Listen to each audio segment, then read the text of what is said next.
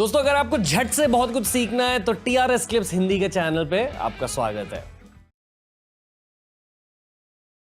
जैसे आप भोले बाबा की जब पूजा करते हैं ना, तो आप वो आपको ना जो चीज़ आपको चाहिए वो चीज़ आपको देते हैं कि भाई ये चीज़ तू ले ले। लेकिन इस चीज़ को पाने के बाद समझ जा इसकी वैल्यू नहीं है कुछ। अभी से जान ले इस बात को, क्योंकि तू मेरा भक्त है। मैं तुझे 10 साल खराब करके रियलाइज़ नहीं कराना चाहता। क्या चाहिए? वेब सीरीज़ आ रही है, इसको हिट कर देगा, कर दी। अब आगे एक और आएगी, फिर उसको भी हिट करेगा। इससे बढ़िया हर बार तू कर्म पे ध्यान देना, तो काम कर, रोज़गार पैदा कर लोगों के बीच में। जिन लोगों को मुसीबतें हैं उनकी बातें सुन, उनको सॉल्व कर, उनकी चीज़ें कर। मोह से दूर भागना। तो भोले बाबा की तो ये चीज़ एकदम, इस पे बात करता हाँ जी, करते हैं। सेम मुझे भी जो आपने कहा एग्जैक्टली मुझे वही फील होता है कि जो भी आप मांगते हो उनसे मिल जाता है झट से। कभी कभी झट से दर्द भी महसूस करवा देता है। हाँ, आपको आपके साथ ऐसा हुआ है? मेरी बहुत एक अलग कनेक्टिविटी है उनके साथ। बोलो। मेरी जो कनेक्टिविटी है वो शिवलिंग से है। मतलब मैं भोले बाबा जी को जब भी महसूस करता हूँ उनकी एनर्जी, वो मैं शिवलिंग से बहुत ज़्यादा महसूस करता हूँ। क्यों? वो है मन, जहाँ से मिला, जैसे मिला।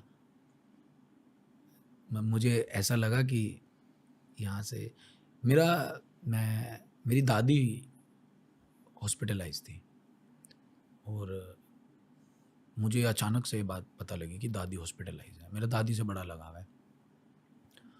मैं सोकर उठा था सुबह-सुबह, मैंने अपनी चाचा के लड़के को बड़ा घबराहट में देखा, तो मैंने पूछा, तो वो मुझसे ज़्यादा बातें बताते नहीं हैं परिवार की, भाई को टेंशन हो जाएगी, काम-वाम करते हैं, 10 तरह की चीज़ें करते हैं। तो मैंने फिर भी जानना चाहा, उसने बताया माँ जी हॉस्पिटल में एडमिट है। मुझे उस टाइम पे बस एक ही चीज़ महसूस हुई कि माँ के साथ मेरा लास्ट मोमेंट क्या था? मेरी दादी के साथ मेरा लास्ट मोमेंट क्या था? मुझे याद नहीं आ रहा था। मैं फटाफट से हॉस्पिटल में पहुँचा और मैंने उन जिस कंडीशन में उनको देखा, वेंटिलेटर पे, मैं मैं रोने लगा वहाँ पे। मैं डॉक्टर के पास गया, डॉक्टर ने मुझे पहचान लिया था। मैंने कहा देखो डॉक्टर साहब, कुछ भी जान लगा दो, आप इनको बचा लो। उसने कहा अमित नहीं यार, बहुत मुश्किल चांस है। तो अभी मैं घर पे गया, तो घर पे रोआ-राट मचा हुआ था बहुत ज़्यादा, क्योंकि दादी के बहुत करीब हैं सब, दादी का संघर्ष सबने बहुत देखा है। तो जब मैं घर पे गया, मैं मेरे छोटे भाई को रोते हुए देखा और मुझे बड़ा दुःख हुआ। मैंने कहा अरे यार, अगर ये रोएँ तो इनके लिए दुनिया में आग लगा दें, छोटे भाई हैं हमारे।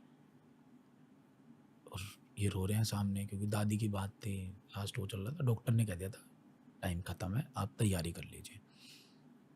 बहुत बुरा होता, मैं बड़ा परेशान था उन दिनों पर। पूजा पाठ मेरे पर लगातार लगा हुआ था कि कोई रास्ते खुल जाएँ, क्योंकि अब तो ना तो यहाँ फ़ेम काम आ रहा है, ना पैसा काम आ रहा है, ना कुछ आ रहा है। भगवान है जो बस एक उम्मीद जिनसे रखते हैं। तो मुझे किसी ने कहा कि अमित आप जल चढ़ाइए, दूध चढ़ाइए, कल के दिन ना आप दूध चढ़ाइए। मैंने कहा ठीक है। तो मैंने सुबह दूध चढ़ाया जाके, और मैं जाके आराम से, जब मैं हॉस्पिटल गया उस टाइम कह रहे हैं कि लास्ट है, सारी चीज़ें वो चल रही है, बड़ा परेशान था। तो मुझे पूरे दिन 2 दिन से तो नींद नहीं आ रही थी। मुझे फाइनली घर वालों ने बोला कि थोड़ी देर सो जाओ, तो मुझे नींद नहीं आ रही थी। अच्छा, मैंने उन दिनों गर्मी का मौसम था, जून मई जून का बहुत मौसम था, तो मेरी दादी हॉस्पिटल में बिल्कुल ऐसी इस कंडीशन में थी। तो मैंने भी उन दिनों सोचा कि मैं ज़मीन पर ही सोऊंगा। अगर मेरी दादी की ये कंडीशन है तो ना मैं एसी चलाऊंगा, ना मैं पंखा। मतलब मैं कोई ऐशो आराम वाली ज़िंदगी नहीं जीऊँगा कि गाड़ी में घूम रहा हूँ, एसी चल रहा है, घर में बेड पे सो रहा हूँ। ज़मीन पे सोऊँगा, चाहे तपती गर्मी में रहे, चाहे कैसे भी रहे। तो रात के 12 बजे से 5 बजे तक मैं करवटें बदलता रहा, करवटें बदलता रहा। मुझे पता था बस अब मेरे पास फ़ोन आने वाला है जिसमें बोलने वाले हैं कि ऐसे-ऐसे हो गया। मेरी 5 मिनट के लिए नींद लगी होगी, क्योंकि 48 घंटे से ऊपर हो गई थी, तो वो ऑटोमेटिक आपको नींद आ जाती है। अब जब मेरी 10 मिनट वो लगी, तो 6:30 बजे का टाइम हो रहा होगा, 5 बजे के बाद से। मेरे वीडियो कॉल आती है चाचा जी की। मेरी आँख खुली एकदम से, वीडियो कॉल पे दादी।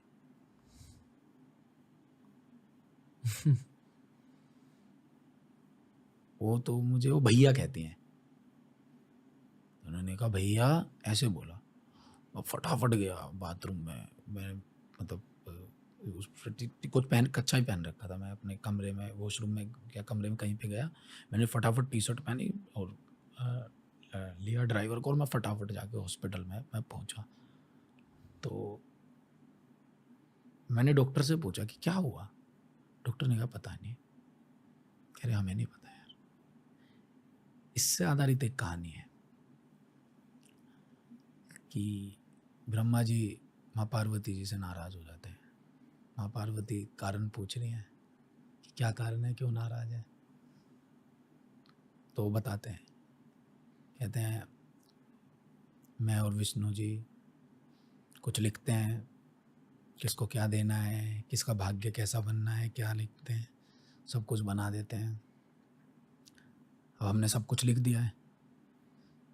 फिर वो व्यक्ति भोले बाबा की पूजा करता है, हमारा सब लिखा हुआ बनाया हुआ सब मिटा देते हैं भोले बाबा, अपने हिसाब से दे देते हैं। ये खासियत है उनकी। वो आपकी सबसे प्यारी चीज़ को आपसे जब तक अलग नहीं होने देंगे, जब तक आप उनसे कहते रहोगे अलग मत होने देना। अलग करेंगे क्योंकि प्रकृति का नियम है, आया है तो इंसान जाएगा, लेकिन उस वे में अलग करेंगे, आपको दर्द का एहसास नहीं होगा। आपको बड़े प्यारे तरीके से बताया जाएगा कि अब राइट वे है, अब इनको जाना है, अब या तो आप सरेंडर कर दो मेरे सामने या फिर आराम से रहो। आराम तो एक वही एक समय होता है। तो उनसे मेरी ये कनेक्टिविटी है। मैंने फिर उसके बाद सोमवार के व्रत बोले कि मैं पूरी ज़िंदगी सोमवार के व्रत रखूँगा। 1.5 साल हो गए आज मैं सोमवार का व्रत रखता हूँ। रात से स्टार्ट होता है और ट्यूसडे मॉर्निंग में सूर्य महाराज जी को देख के, प्रभु सूर्य को देख के मैं खोलता हूँ। 36-37 घंटे का होते हैं वो। पर क्या आप खाते नहीं? मैं कुछ भी नहीं खाता, सिर्फ फ्रूट और दूध ले लेता हूँ हर सोमवार? हर सोमवार, और वाह। मंगलवार को खोलता हूँ मैं। और वे मैंने ज़िंदगी भर के लिए बोल दिया। वाह। मैंने कहा ये मेरा एक, क्योंकि मुझे पता है भोले बाबा जी आप पे कोई फ़र्क नहीं है इन चीज़ों का, आपके लिए तो सब एक बराबर है, लेकिन ये मेरा त्याग है। मैं अपने आप को थोड़ा त्यागना चाहता हूँ कि मैंने आपसे कुछ मांगा, आपने दे दिया। अब मैं अपने आप को थोड़ा सा बस ऐसे त्यागना चाहता हूँ कि ये 2 दिन कम से कम मैं ऐसे रखूँ, खाने पर कंट्रोल रहे, सोच पर कंट्रोल रहे, बुद्धि अच्छी चले, किसी को गलत ना बोला जाए। मैं सोमवार को मैं काफ़ी चीज़ें अवॉइड करता हूँ कि इनसे नहीं मिलूँगा। गाली देते हैं, इनके मुँह से गाली बहुत निकलती है। इससे नहीं मिलूँगा, ये कामा-का की बातें बहुत ज़्यादा करता है। तो वो 2 दिन बड़े अच्छे रहते हैं। बॉडी का टेम्परेचर भी मैंने फ़ील किया है, काफ़ी अच्छा रहता है। तो मैं किसी भी कैरेक्टर को देख के वेट बहुत घटाता हूँ, बढ़ाता हूँ। इससे मुझे बहुत आसानी मिलती है। अभी मैंने वैसे 22 किलो वज़न घटाया था इस कैरेक्टर के लिए, स्टूडेंट कैरेक्टर प्ले करना था। तो बड़ी आसानी मिलती है, जल्दी हो जाता है वो। तो ओम नमः शिवाय। ओम नमः शिवाय, हर हर महादेव। हर हर महादेव भाई। तो बहुत उनके अंदर एक उनका एक और किस्सा है।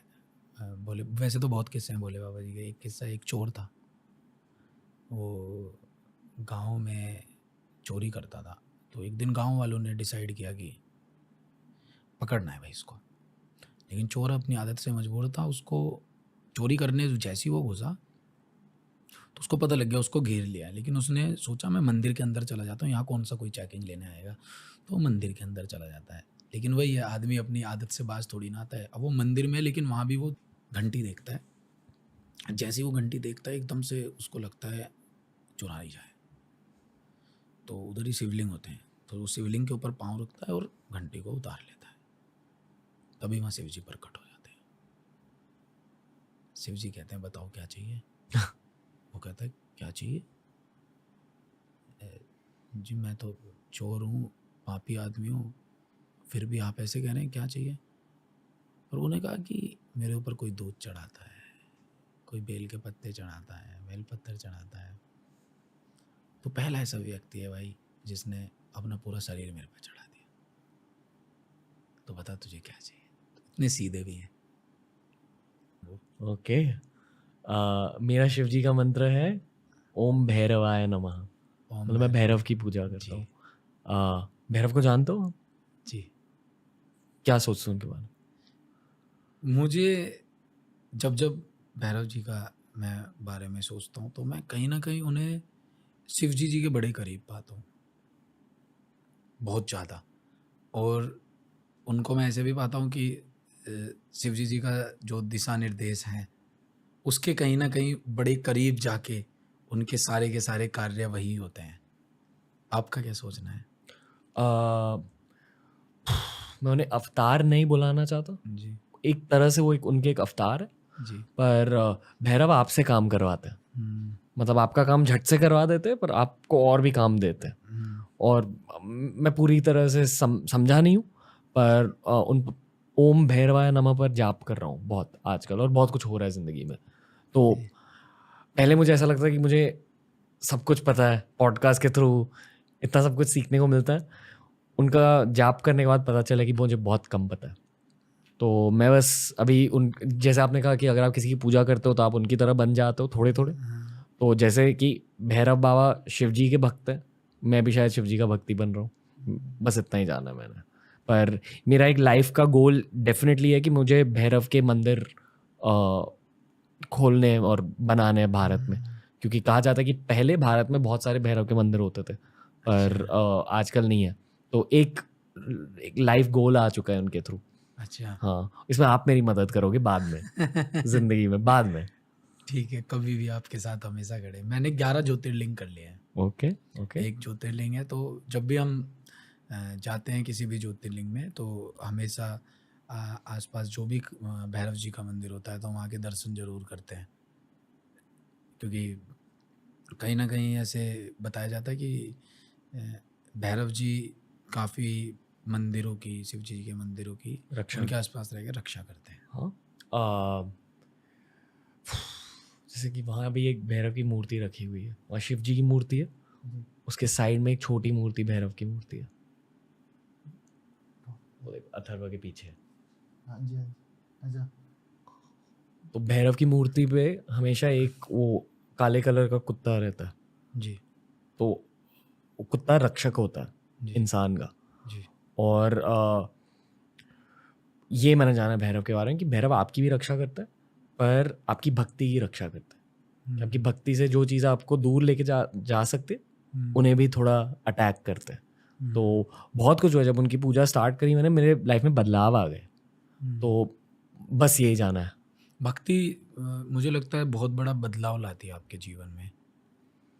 क्योंकि आप वही है, आप ना मोह को छोड़ के वो चीज़ कर रहे हैं। क्योंकि ये तो कलयुग है, तो यहाँ पे तो सिर्फ नाम के जप से ही प्रभु को ऐसे लगता है। क्योंकि आज के समय में तो इतना ज़्यादा लोगों के अंदर इतने ज़्यादा जल्दी जल्दी वाली चीज़ें आ गई हैं ना, कि वो जो आपसे आप सोचिए ना कि पहले कितने वर्षों में कितने समय तक प्रतिज्ञा की जाती थी, योग किए जाते थे, तब प्रभु प्रकट होते थे। हाँ। अच्छा, मुझे कारण ये भी लगता है कि कलयुग में प्रभु के साक्षात दर्शन जो नहीं है, इसका आपको कारण क्या लगता है?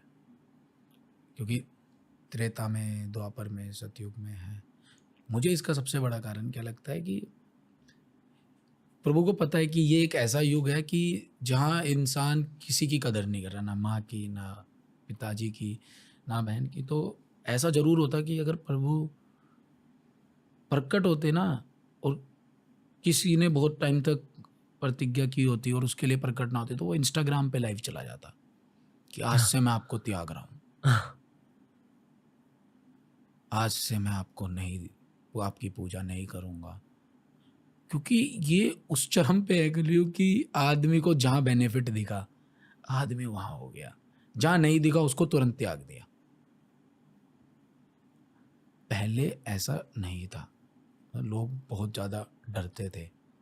हालांकि द्वापर तक आते आते आते आते बहुत चेंज हो गया। यहाँ लोग बहुत ज़्यादा प्यार करते थे प्रभु से। बहुत ज़्यादा प्यार था। प्यार अभी भी लोगों में बहुत ज़्यादा है। जिसके अंदर भक्ति है उसके अंदर प्यार है, उसके अंदर प्रेम है। मतलब जब मुझसे कोई एकदम